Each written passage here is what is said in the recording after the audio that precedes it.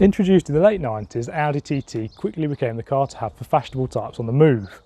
This meant that over its lifetime, lots of jokes have been made about the car. However now, nearly 20 years after its launch, this is arguably quite an iconic car for Audi.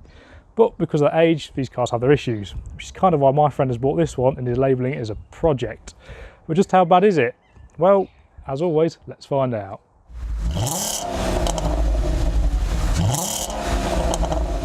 Ashley, the owner of this TT, was looking for a cheap project car that he could have some fun with at weekends.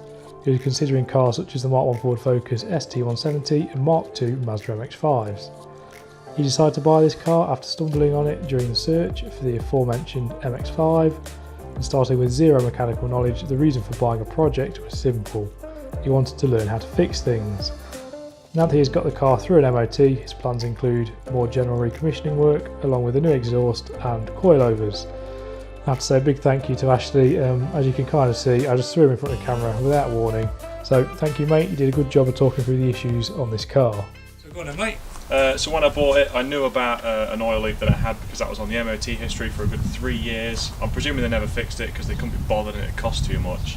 When I did some research on the car, it's pretty common for the rocker cover gasket to give up on it and just basically pour oil all down the engine, all over the place, which is what had gone on it. So I'd fixed that. It was leaking from basically all down the back, the front, the side. It was dripping on the turbo. It stank of burning oil. So I sorted that one out. It was also leaking oil from the timing chain tensioner gasket, which I did at the same time as doing the rocker cover gasket. Yet again, bit of a pain job to do, but ended up doing that. It got a number of split hoses which were causing more oil leaks. So the breather hose coming from the rocker cover was leaking and was dripping all down the side. The turbo intake pipe was split and was sucking in dirty air because one of the hoses had come out of it. Another breather pipe coming down from the front of the engine was leaking and dropping oil all over the place again. It also got, and it still has, I need to fix that this weekend, coolant leak coming from the temperature sensor housing. So that's now dripping coolant all over the gearbox, which I need to get around to doing at some point. The screws are all missing for the air filter box, so it just kind of rattles around when you're driving everywhere. I've not really got around to finding some new screws for it, can't be bothered. Yeah, I think that's it for the engine. I'm just going to jump in. Now, I didn't think there was quite that much wrong with the engine, to be honest, mate. Yeah. How much did you pay for this? 1,400 quid.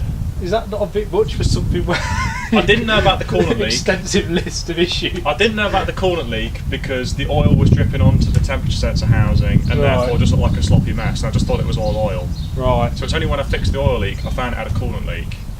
Right. Okay, well, we'll go on to the rest of the issues then. Right, we're not really sure we're going to film the interior issues, so I'm giving it a go. I'm sat in it. So talk me through it, mate. What's wrong in here? Well, actually, before the big major thing, there's no back seats. Was that something you've done, or? Yeah, I'm in the process of basically stripping the back out and making it more like the Quattro Sport model. So okay, yeah. I'll be doing a bit of welding to make a strut brace and things. But we'll get there. Fair enough. So what else is kaput on the interior? Well, most of it is to do with the Bose sound system. So the stereo kind of works, but occasionally the screen turns off on it by itself and it doesn't come back on. You can't see what it's doing. Don't really know why. It just does that. Right. The back speakers don't work. Right. They're plugged in, and yet again I don't know why. The CD changer only plays disc 2 and 4. Doesn't play the other 5 that are available. I really don't know why. It's because German only likes the even numbers. Yeah, probably. Is that it? And the driver's door window, when you open it, it's supposed to drop slightly with it being a frameless door. Yeah, so it sort of comes down and then you open it, and then it goes back up when you close it. But it doesn't work on the driver's side. I don't know why. Again, it just does that. Right. So that's a fairly small list compared to the engine bay. Yeah. I quite like the interior of this car. As I said, I think in a different shot, I really like the TT. I have looked at them in the past. And sitting in here, I kind of wish I'd bought one. It's a really nice place to be, actually. And considering it's, well, this is a 2001, isn't it? Yeah. But considering it's a 20-year-old design, it's actually aged really nicely. I like the fact that's hidden beneath the nice metal thing, and you've got these nice rotary switchy things, haven't you? All the covers are aluminium, so. Oh, is that why? It's actual aluminium. That'd be why it feels quite so nice then. Yeah, it's a nice place, mate. I can see why you. Excuse the trade. I can see why you bought this. To be fair, I really like it actually. On top of this, the car does have some rust issues, and the rear suspension seems to have collapsed slightly. But anyway, when this car left the factory, it produced 222 brake horsepower for a 1.8 litre turbocharged engine, and thanks to Quattro 4-wheel drive, when new, it could do 0-60 in 6.4 seconds and go on to a top speed of 151 miles an hour. But from the passenger seat, 0-60 runs weren't my main concern. Stinks of petrol. Yeah. So first impressions as you get into this car is that it absolutely reeks of petrol. Yeah. Any ideas what that'll be, mate? No idea. It's not coming from the access point to the tank which is behind me, it's coming from the front. Yes, I've diverted the vents so they're not blowing straight in my face, but it's a slightly concerning smell. It's alright. And I assume at some point you're going to look into that. I might do eventually, I don't know. I'd be tempted for long journeys, mate, to try and fix that. So another first impression is Ashley's kind of said he's recorded 0-60 in this and he's managed to do 6-point-something seconds. I'm trying to get it to come up, but it's not really happening. Oh, okay. But from the factory it's going at 6.4. Now from where I'm sat it doesn't feel like it's all that quick, but maybe that's because it's German refined.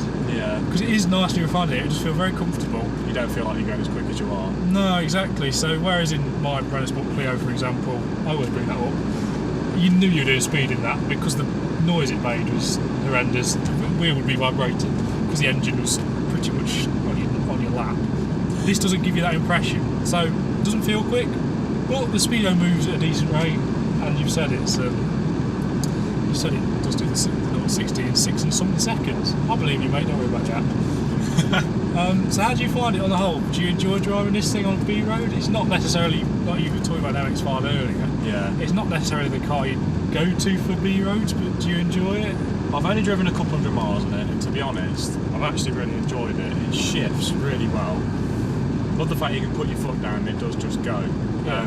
Like I say, it does, like you said, it doesn't feel as fast as it probably is. Yeah. But it's still fun to drive, and I have sort of had it a bit on the edge a couple of times. Yeah, so we swing a left here, mate. I don't know what the cyclists do. I don't know. Sorry, what were you saying?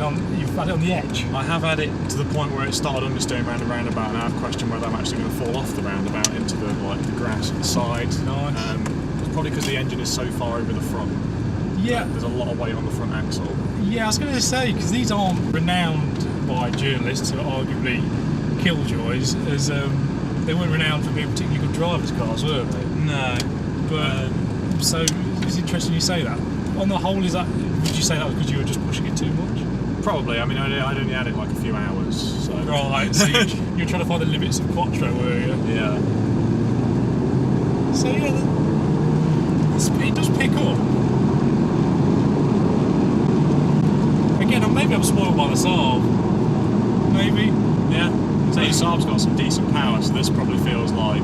Well, the thing is, the Saab's all mid-range. Yeah. So it is quick. I'm not going to say it's a slow car, but to me it doesn't feel less than 7 seconds to 60 quick.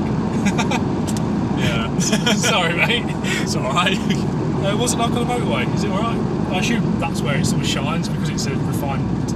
I've done a bit of motorway driving. You do get a bit of a lot of tyre roar from it. Actually, not a bit. It's quite a lot. Would having no rear seats exaggerate that? Yes. Yeah. It does affect it. But to be honest, apart from that, it's comfortable. As long as the road's smooth, you don't really feel like you've been thrown around a lot. Yeah, it's a nice. Feels like a nice compromise there between sort of sporty and boat shaky. Because you've got some sort of decent seats, you know. They hook you a bit. Yeah. Fairly soft. They're heated, so that when it is winter, you do feel that little bit of creature comfort that you want. Do they actually work? They do work. Both of them do work. And they have 6 different temperature settings. What, 6? Yeah. So when you turn those on, can you tell the difference? you've got 1, 2, 3, 4, 5, 6. Right. Okay. You see, just roasted it. you see, you don't get that in your MX-5s, do you? No, you don't. Now, a highlight from where I'm sat, I've not driven the car, insurance is awkward. That gear stick and the gear change look like they're really pleasant, are they? They are, yes. Like I say, they slot straight in, no issues, apart from where we just did quite a nasty pump and I will use that footage, though. immediately screwed up. So from the factory, this is 6.4 to 60. Let's see what it feels like. It doesn't have to be from 0, mate.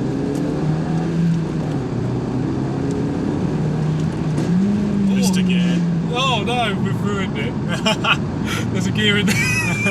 The clutch is all the way down as well. You know, as I've said, I like the TT. I have looked at it in the past. Spending some time with it, I really like this. It's not necessarily like a sort of sports car, is it? Well, it is, I guess, but it's not. Yeah. It's not like pin sharp, is it? But it's not supposed to be. What you've got in here, which you don't have in other things like the MX-5, is a nice interior. It's comfortable. It's well built. I love this aluminium. The bits, the details are just really nice in here. You can tell it's been well engineered. I really like it. I'm looking forward to see what you do with it, mate. So I think with that, Should be good. yeah. Having said that, I'll wrap the video up. So I've been Lee, that's been Ashley. Thank you for watching. Thank you for helping with this video, mate. Not a problem. And please remember to subscribe. I am desperately trying to grow this YouTube channel. Cheers, guys.